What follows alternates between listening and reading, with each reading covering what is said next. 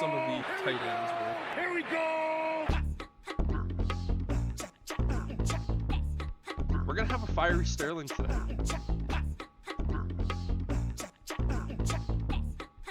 Well, no, you just have a big old air horn, and anytime a Packers fan tries to talk, you just hit the button and drown them out. Like, no, I can't hear you. Go Bears. It's basically the la la la la la la la. Yeah, exactly. Right? You don't even have to live there. You can do it from here. Just remote control everything.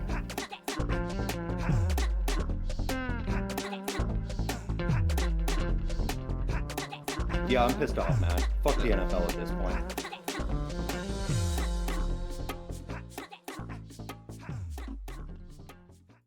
How's it going, everybody? Welcome to the 1IQ Football Talk podcast. Brendan and Sterling coming at you for yet another week. But, sir, how you doing this week? I know you had a fun morning. Doing good.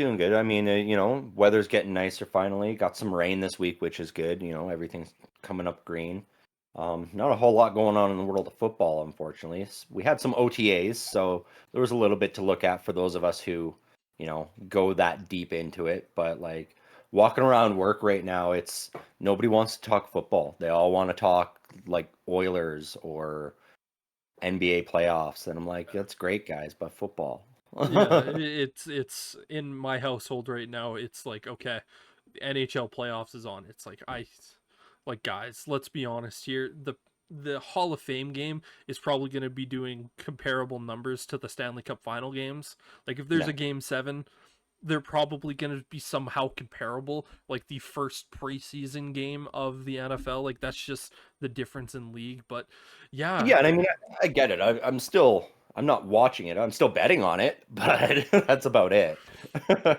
yeah, for me at the moment, I will say this: when it comes to the NHL, I have a team that I want to win the Stanley Cup, just solely for a petty reason, because I hate one individual person, and I know it will make him lose his absolute mind, and he will just like, this is a guy that I went to school with. He's a massive Calgary Flames fan, and he Okay. is like, he's one of those fans that it is impossible to try to deal with, because he is both the biggest homer but the biggest hater, and it's just any given day he will flip his take to just try to suit the narrative. Like one day he'll be like, "Oh, this is the greatest team ever," and then the next day they'll lose 2-0. He's like, "Tear it all down, rebuild." It's like, pick a lane and stick to it. Like, you just can't Yeah. be wishy-washy with it.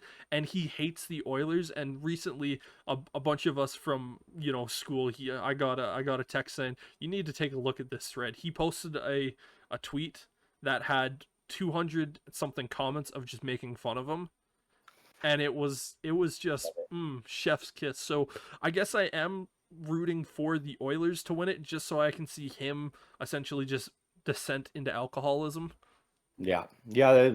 I work with a few Oiler fans that are feeling the same way about Flames fans. So like I hope we win just so I can get a t-shirt that, like, bunch of hashtags about how bad the Oilers are. And one of them was like, I'm gonna do that, and then the last hashtag, it was hashtag it was goal.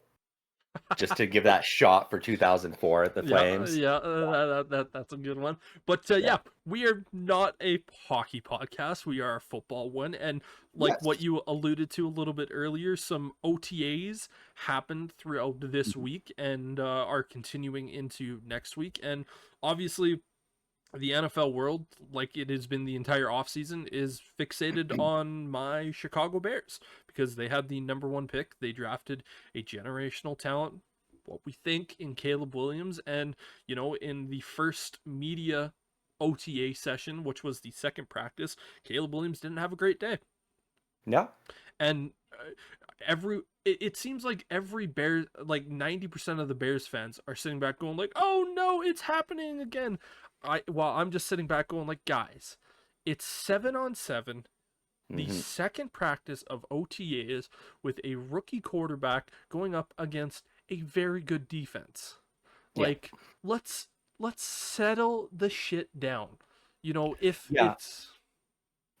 crazy, man. You and I talked about it last year, I remember, and I'll mention it again. Like, when it comes to OTAs, training camp, all that sort of stuff, like, we're not looking at the quality of play that's going on. There's going to be good days, there's going to be bad days. The things that you take away from OTAs and training camp is the interpersonal relationships and any attitude that you see coming out of guys. Because if guys are getting frustrated and fighting each other during OTAs or during training camp, then you know there's going to be some miscues in the locker room and these Yeah. guys aren't getting along as well as they should. That's the stuff we watch for when it comes to this time of year. It's not so much, oh, he missed a pass, he's going to be a bad quarterback. It's like, no, like Yeah. as you said, 7-on-7.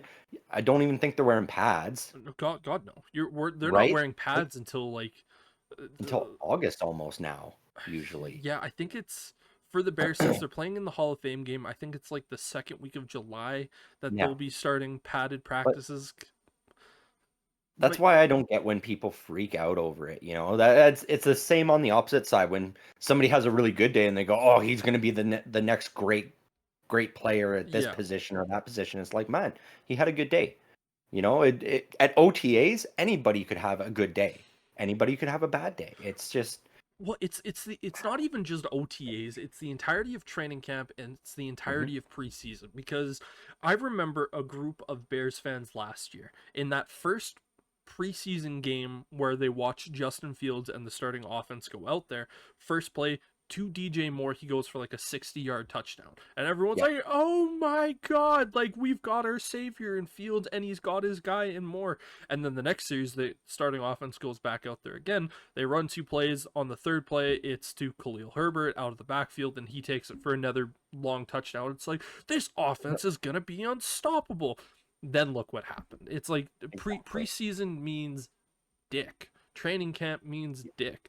OTAs is nothing. Like I remember when Patrick Mahomes was the first in his second year, his first year as a starter, and everything out of training camp was, oh, Patrick Mahomes is really struggling. He's really struggling. Then what Hmm. happened? Just casually has 55 or 50 touchdowns in his Yeah, air quotes rookie season as a starting quarterback, and it's like, okay, like for me at that point, that is when I truly sat back and went, you know what? All of this nonsense is just not worth even thinking about. Once you no, get to the season, week 4 is when we really know what teams are going to be. Granted, we see teams go better, we see teams get worse. It fluctuates, but we know what teams typically are at around hmm, week 4 going into the actual season. So it was just insane for me to think about that. Bears fans are out there panicking yeah, over one OTA practice for a dude who's been in the system for less than a month. It's like, yep. let's settle down, everyone. Exactly. Like if there's any fan base that should be starting to feel a little bit worried, it would be the Kansas City Chiefs. You know, because we saw this week Xavier Worthy missed day 2 of OTAs already with a pulled hamstring, or at least they're calling it a pulled hamstring. We don't know. It could be something worse than that. But I mean, one day of OTAs and he came up gimpy on that one leg, and that's not a good sign for your first round drafted wide receiver that's supposed to be the next coming of Tyreek Hill. Yeah, when it comes to that, I'm not as worried about those types of things again around this time of the year, just because again, because even Romo Dunze during the rookie Yep. minicamp, they sat him out because he had tightness in his hamstring.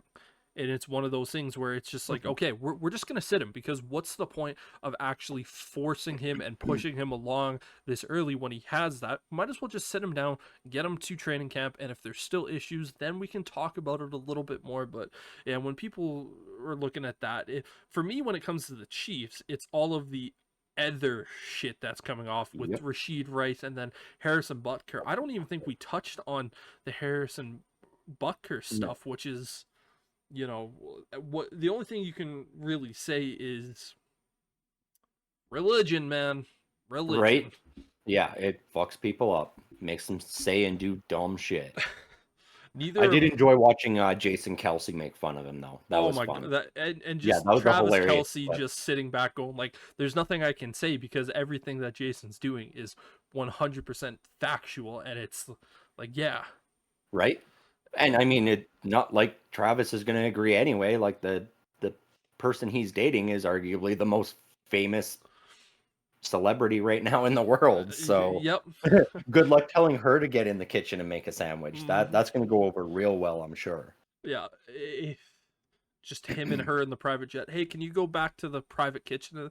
It's like, no, you're not saying that to her. Right, you just see Travis Kelsey falling from the plane. Yeah, Exactly. It's just the only real thing that he has on her is he can be like, go to your private jet. Go yeah, go fly to LA for your private jet because you don't want to sit in a car.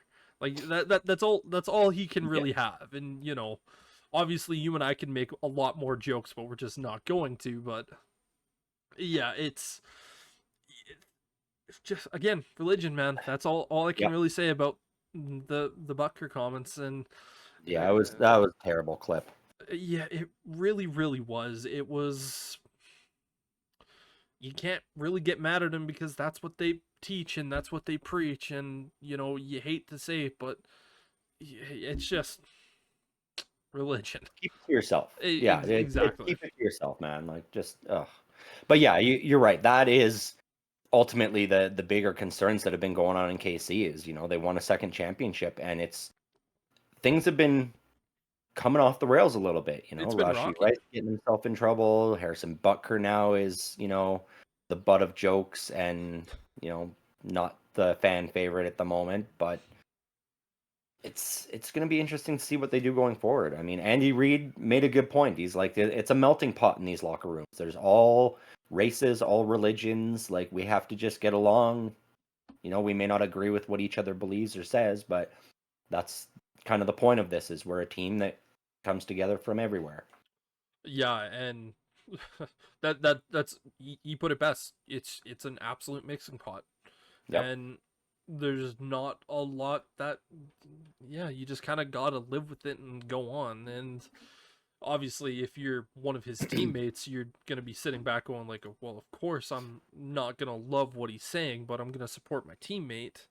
And I thought Mahomes' comments on it were pretty interesting when he was on McAfee's show. He just Mm-hmm. basically went like, "Listen, I don't talk to the guy during the regular season. Like, Yeah. like I'm not gonna like his world and my world are two separate worlds. He's a teammate. Blah blah blah blah blah. But yeah, Yep.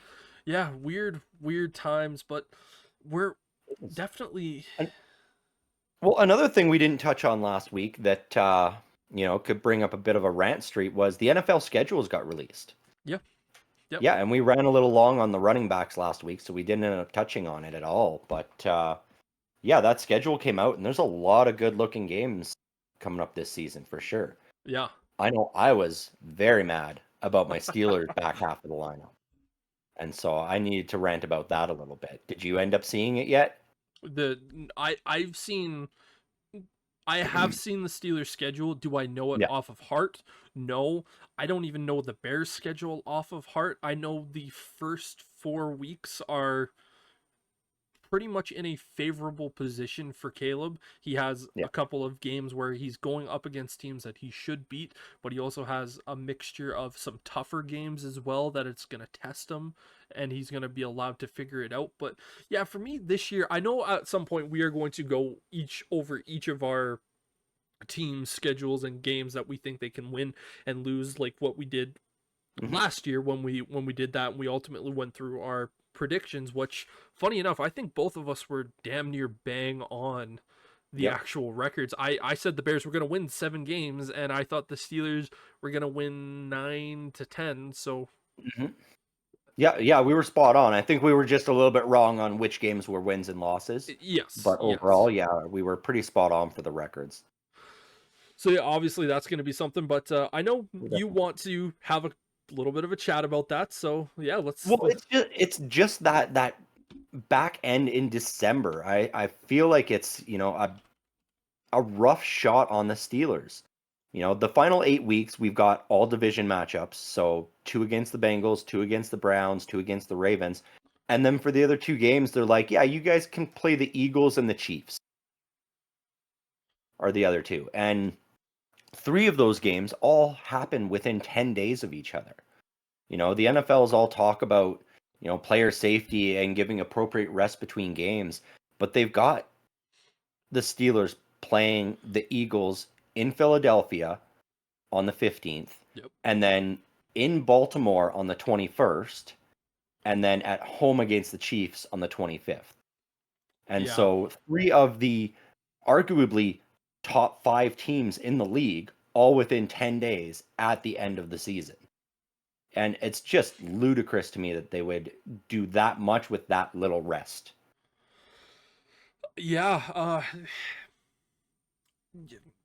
I don't really know what to say to that other than 3 games in 10 days is way too much, because most of the time we see only one game or two games in a 10-day period, Yeah. and most of that time it comes over a 14-day period. So to have that's an insanely tough stretch. But the Steelers are still one of those teams that people want to see play primetime games and play a bunch of them. And Yep. it's I guess that it's kind of like the double-edged sword of where, if you are one of these teams that has been like generationally good for years and years and years, Mm-hmm. unfortunately sometimes you're going to have to kind of go through some of these stretches, especially when you're a team that is 10-7 and is in a competitive division that people that still view your defense as Super Bowl caliber.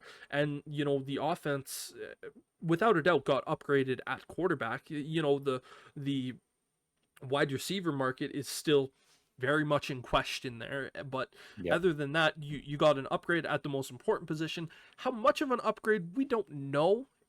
But the fact that the Steelers still have a Super Bowl caliber defense with the best defender in the NFL, like, again, it's that double-edged sword of where Yeah. like, people want to see the Steelers. They don't want to watch the Panthers. They want to watch Yeah. the Steelers. And I get that. Like I get that we're gonna have to go through tough stretches, but that one's just, it felt a little extreme for me so late in the season. I could understand if they wanted to do something like that earlier in the year, and then you've got the bye week following up, coming off of that so that you can recover a little bit. It's just, when I saw that 3-game stretch, I was like, man, they're trying to make sure that the Steelers don't make the playoffs this year. Yeah, it is.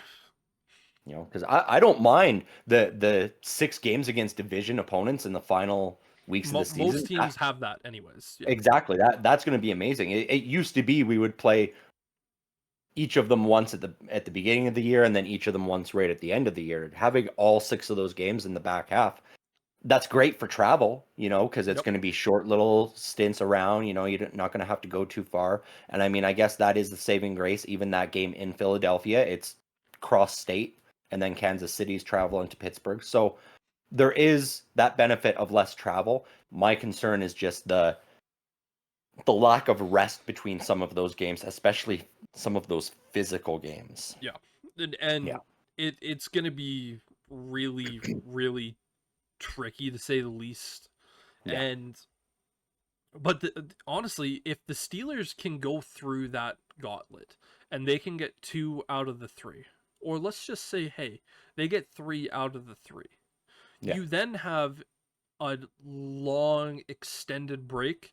You almost get an extra bye week just for the Yeah. length of time, because you play the Chiefs on the 25th and then you don't play the Bengals again until January 5th. So I think that's what 13 day 11. So almost a 2-week break to, it's going to be essentially playing on Christmas Day. I don't know what day Christmas Day is on this particular Wednesday. It's a Wednesday, so you're going to essentially have Thursday, Friday, Saturday, Sunday of complete rest, and then it's essentially just back to a regular routine getting prepared for the Bengals, which at that point is definitely going to be needed. And yeah, thank God that it is relatively short, because Philadelphia, I don't even know how long of a flight that would be. They might even just take a bus over there. Yeah, they won't even fly there. It's like a 2.5-hour drive.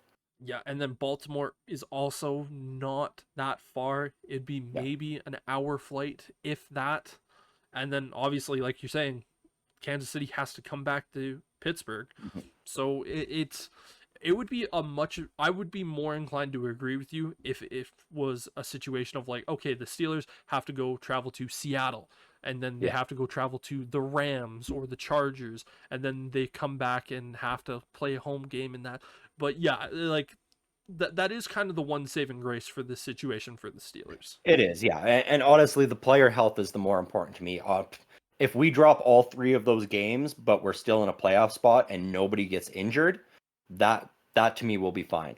Because that's my biggest concern is that short turnaround and seeing a guy like a TJ Watt get injured or Minka Fitzpatrick or something like that, where you essentially look at it and go, okay, well, that right there just completely dashes the playoff hopes. Yeah, it is going to be so vitally important that Yeah. TJ stays healthy. The depth is going to become a very, very big thing during those three games because you're like, I know at that point in the year, you're not going to pitch count or play count per players, but if you, I think the smart move would be to look at TJ and go like, okay, we know that you are the most effective edge rusher in the NFL, one of the best defenders, but we're only going to play you 40 snaps today because we have this game that's coming up in this short amount of time that we need you for. And then that game, we're also going to play count you because we have to have you ready for the next game that's only, what, 4 days after this game previously, which we might let you go a little bit more crazy on that particular game because we'll have that such extended break. But No. like, yeah, Yeah, and I had joked to you, and I still sort of stand by it. Like that Christmas Day game, I would not be upset if instead of doing like that pitch count, they just completely sit some of those guys, especially TJ Watt. Yes, he's a great rusher, but you're going up against the most hold offensive O offensive line line, in the yeah. league. You know, like they're gonna hold the shit out of him, and that's when he gets hurt most often because he tries to power through those holds and he pulls or tears a muscle as a result. And so that would be the game where I'd be like, you know what? Why don't you just hang with your family on Christmas? We're gonna let Nick Herbig play instead. You know, you get really rested up and get ready for Joe Burrow on the 5th. Yeah, and You know, at that point in the year, again, we all know my thoughts. I'm not a Mhm. big believer in the fact that the Steelers are going to make the playoffs this year. I still have way more questions on offense and just Yep. with the strength of that division. But again, that's more on that. But you cannot afford to lose TJ Watt either going into that stretch or any Mhm. point during that stretch because at that point, we know the record that the Steelers have when TJ Watt is not out there. It is not good. No. And if you lose him at that critical point, it's essentially just you might as well just start resting guys at that point and going like, okay, we're playing for a draft pick now. Like if and again, at that point, no, with the whole tradition of the Steelers and Mike Tomlin of never Yeah. getting, but you know my opinion of I hate mediocrity. Either Yep. be good or be bad. Don't just constantly sit in the middle. And yeah, No, but I get you. I get you. but Yeah, I had to rant about that a little bit because I was a little put off by that rough schedule they're giving us.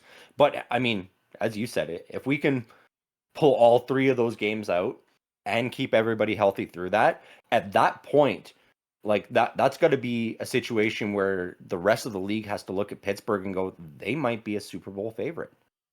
I If you need can to beat see the how the games are played before true, I but would make anything. But yes, I agree with yeah, you. Yeah. you beat the Eagles, the Ravens, and the Chiefs all back to back to back. I think at that point you'd have to jump on that wagon of going, yeah, they might be one of the favorites this year. Yeah, when it But comes that's months away. it really really is. When it comes to the Bears schedule, obviously they play their first game at home against Tennessee, which I think is a perfect game for Caleb Williams to have. One of the biggest things that I was really worried about with this schedule is that they were going to have to play the Lions. They were going to have to play the Packers week 1 like we've seen so many times throughout these last couple of years, and I want Caleb to have an easy transition into the NFL. And the Titans got a lot better this offseason. I don't think they got better to the point of being able to compete with the Bears in terms of what their offense is going to do and what their defense can do to stop this Bears offense. I would love for Caleb Williams to walk out there on September 8th and just have 4 touchdowns, 300 something passing yards, no interceptions, and it just be an absolute slaughter. Because Yep. I want him to get comfortable. Because next week he has to go Sunday Night Football against the Houston Texans. Now, we know what we think about the Houston Texans. Was that a fluke year? But that is a hell of a tough game to go up against in your Yep. second game. The team that most people are looking as the favorites to compete with the Chiefs this year, and rightfully so. It's just annoying that I have to watch that game on Sunday Night Football, because if you know our channel and you've watched our stuff before, you know how little I like the Sunday Night Crew and having to listen to them. They go up Yep. against Indianapolis in Indianapolis for week 3. Again, that's another very winnable game against a team that is better than what most people think. Again, Anthony Richardson, we don't know if he's even going to be healthy. But it's a decent roster, but it's a beatable roster. And then they play at home against the Rams, which is a team we know can be very good. So in his first 4 weeks, he has 2 games that he's going to have to play fairly well, and he should play well because those are teams that he should beat. And then he has 2 games where it's going to be like, okay, this is a little bit of a test for you. So I really like that. I don't love the fact that I'm going to have to get up at 7:30 a.m. to watch the Bears versus fucking Jacksonville. Mm-hmm. Like, the only problem with me with the with the London games is how early they start.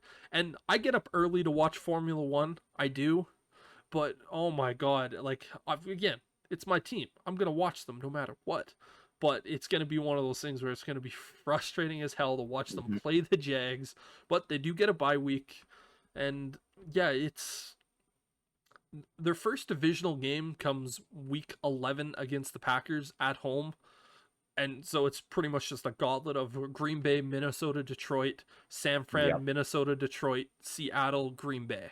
Like, Right. Yeah. Like you got to stack back half of your schedule too. It's crazy. That I will say that the schedule makers, they did a good job at coming up with good, storyline based games to start the year, and then just divisional smash mouth football to close out the year. yeah. You and I Because even definitely could agree that we prefer the divisional games at the end of the year, because yeah, those are some of the most brutal games to watch, divisional, and if there's playoff implications and division titles at the end, those are so much fun to watch. right. Yeah, the Bengals are the only ones I don't like playing near the end of the season because Joe Burrow, if he stays healthy, just gets better as the season goes on. Whereas if we can play them within the first 3 weeks, we can usually steal one of those games from them still. But having them both at the back half, if Burrow's still healthy, I'm worried that we're going to drop both games to Cincinnati.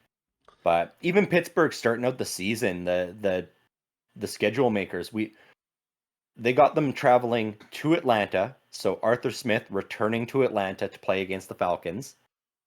And then week 2 in Denver. Russell Wilson going to Denver to play the Broncos in week 2. So that is just an interesting and amusing start to the season, I feel, because that's going to set the tone for the whole year. They drop both of those games, and I feel like the confidence in that locker room is just going to plummet. And you're going to have guys like George Pickens that are going to start getting vocal and wanting out. Yeah, and we know how toxic, unfortunately, that room seemingly gets at times. The wide receiver room, especially, yes. Yes. Yeah, that's the thing about Pittsburgh is they're really good at drafting talented wide receivers in spots that people don't necessarily think. And the issue is they always seem to have a really big fucking chip on their shoulder. Like, why can't we just find another Hines Ward already?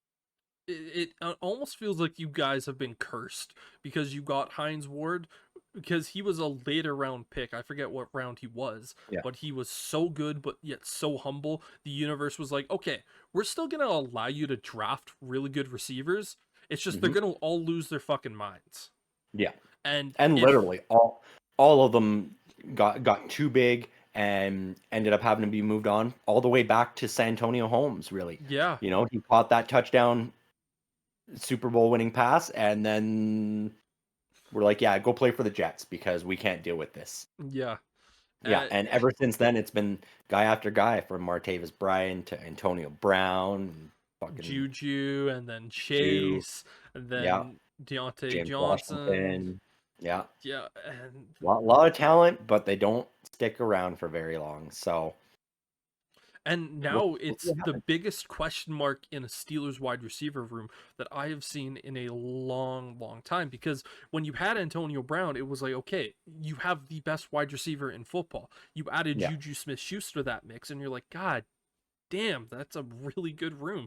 Antonio Brown loses his mind. It's like, okay, yeah, move on from him. Move on. yeah, Get him out there. And it's like, okay, you have Juju Smith-Schuster, who at that point we all thought was going to be able to take that next step and become that next level wide receiver. You had this young, basically mega athlete named Chase Claypool, who everyone was like, okay, like he looks like he can be Megatron. And in his right. first year, it was like, oh shit, okay. Yeah. And then those two So were around each other for too long, and then Juju went to Kansas City. Then I don't want to talk about the next one, and then you no, and but it's yeah, no, I get what you mean. There's a lot of big question marks there, but it's also it's r- like really deep basement it could be, but the ceiling is really high on that wide receiver room as well. If Roman Wilson can come in and impress and do some phenomenal things, and then George Pickens, if he does the same thing he did last year, but with 100 receptions instead of the 54 that he got, then we'll be in good shape. yeah, But that's the question: is can that happen with Russell Wilson throwing the football? Justin Fields. Uh, yeah, we never know. Yeah, I mean, I was happy to see Justin Fields coming out and speaking to the media finally this week, you know, yep, talking about how he's there to compete. He understands it's Russell Wilson's job, but he has no intention of sitting on the bench for the entire season. So he's going to fight hard and try to take that job from him. And I respect that. yep. And if he does, great. That means we've got ourselves a guy. If he can take away that job from a future Hall of Fame Super Bowl winning quarterback, Do we think he's a future Hall of Famer in I Russell think he will Wilson? be, yes. I think he will be. Not first ballot. He won't be first ballot, but I think third or fourth he'll get in there. Because when I think about Russell Wilson, obviously his years in Seattle, you would go Mhm. back and be like, yes, for sure. Yep. But you were still thinking to yourself, he needs to continue this to kind of solidify that. And then he gets traded to Denver. And that was such a mess where I think those two Denver years have potentially tarnished his potential to get there. That is possible. Yeah, those will make it tougher for him to get there for sure. And if he plays in similar fashion in Pittsburgh, then yeah, it's just going to further tarnish that. But I think he'll have a really short leash in Pittsburgh as well. If he's doing some bad things, then it's not going to work out well. But we talk about how bad Russell Wilson was. He wasn't that bad last year. He was kind of the shining spot on that offense last year. He was the thing that was keeping them going But he in was Denver. also he was also missing a lot of passes. Like the stat Well, line looked a lot better, but when you were actually watching him play in game, it was rough to watch. well, it was, but I mean, he was running for his life a lot of the time. You know, that O line was not protecting him, and this is what 35-year-old Russell Wilson, who is not nearly as mobile and athletic as 25-year-old Russell Wilson. Yeah. That's the thing. Is when he was in Seattle, he was in his prime, and he was able to he was basically the original Kyler Murray. He could run around back there, make things happen, make guys miss, let his receivers get open, and then hit the target. Now, I think what's happening is he's doing that. Once it hits that 7-8 second mark, he's starting to get winded. And so then when he does throw the ball, it's wobbly, it's off target, it's because he's just out of gas. So I Yeah. get that. Yeah, And it's very if they possible. can give Russell Wilson the time to be in the pocket or readjust in a makeshift pocket elsewhere, then I think he'll improve his accuracy this year for sure. And if that helps teach Justin Fields how to improve his accuracy as well, I'll be happy. Yep. And speaking of your Pittsburgh Steelers, there was a message that was exchanged to us throughout the week that kind of caught me off guard that I want to talk about. And the message in hand was, we again chatting every day, but the message was, I put $10 down on the Steelers to win the Super Bowl. And initially, again, because we are pro gamblers on our end of the thing, but we always talk about, smart gambling and don't bet any more than what you can afford to lose and all that fun stuff. But when you said that initially, I just kind of paused and went, my initial response was, who did you guys trade for in the quarterback department? And then also, who did you trade for in the wide receiver department? Is there something that I'm not missing? Did you guys just somehow fleece the 49ers and get Brandon Ayuk, Brock Purdy, and Deebo Samuel all onto the Steelers that I'm somehow not aware of? Because Twitter is always open and I always have the latest information popping up. And it was just, nope, Justin Fields is still pretty much our upgrade. And I didn't know what to say at that point, because I was just like, and then after a little bit, you were kind of like, I should specify that. Yeah, I was busy at work, so I was sporadic texting you, and so I couldn't get all the information to you at once. But like, I use the Bet365 app, and they have a feature on there called Daily Lineups. And so what you do is it's a free roll to play. You set a lineup for games that are being played in sports, be it basketball, baseball, whatever. And so I do that usually 2 or 3 times a week, and I just happen to, hit it and finish in the top 15 in one of them and won $25 in free bonus bets. The catch with the bonus bets on that site is they expire after 7 days. And I'm looking at it going, I'm not doing a whole lot of betting on hockey or basketball or baseball right now. Where am I going to put all this $25? And I was like, you know what? It's free money. I'm going to throw $10 on my Steelers because, hey, if they don't even make the playoffs or it doesn't happen, big whoop. It's $10 that I wasn't going to have anyway. You can't cash out bonus bets.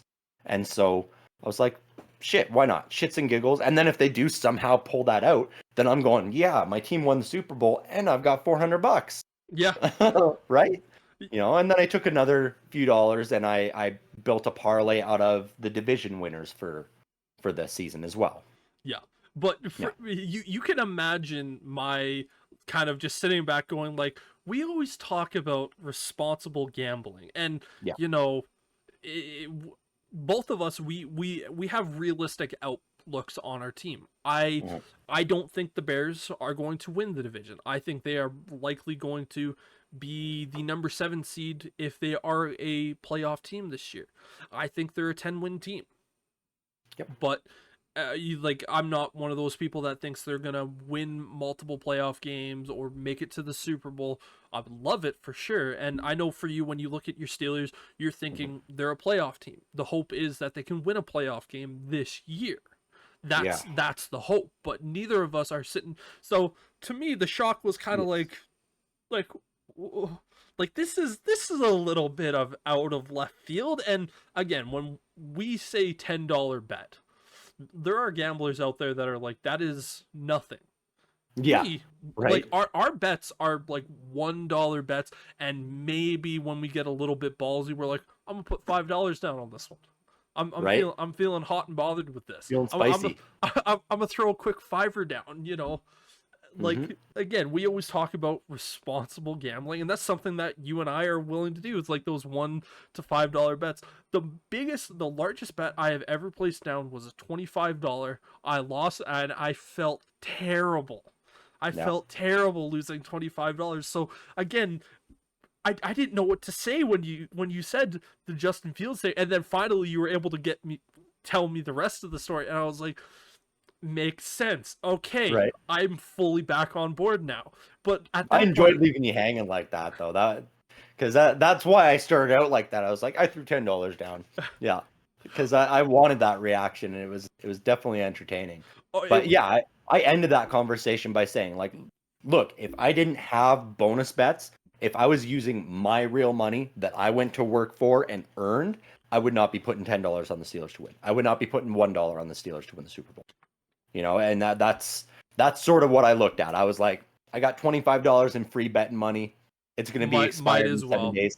I got to throw it somewhere. Yeah. I've still got, I think, $7 of it left, and I've only got 2 days left. So I'm like, am I going to bet on some playoff hockey? Hey, let's or bet am on I some going to Formula throw One, $7 baby. down on like the Chiefs or something to win the Super Bowl? You can bet on some Formula One. You and I are both fans. I know that I watch it a little bit more, and you watch it when you get the opportunity with me. Yeah. But yeah, Monaco Grand Prix tomorrow. So. I was looking at that actually. I was like, I could build the top 6 out of this and see if I can hit it perfectly, But I was like, I don't know enough about Formula One. Yeah, fair enough. But yeah, so that was one of the things that I definitely wanted to touch on, because I thought it was such a funny story of just the full shock value that I kind of had, and then just kind of sitting there stewing, going like, do I have to rethink some of the conversations that I'm having with them? Like what?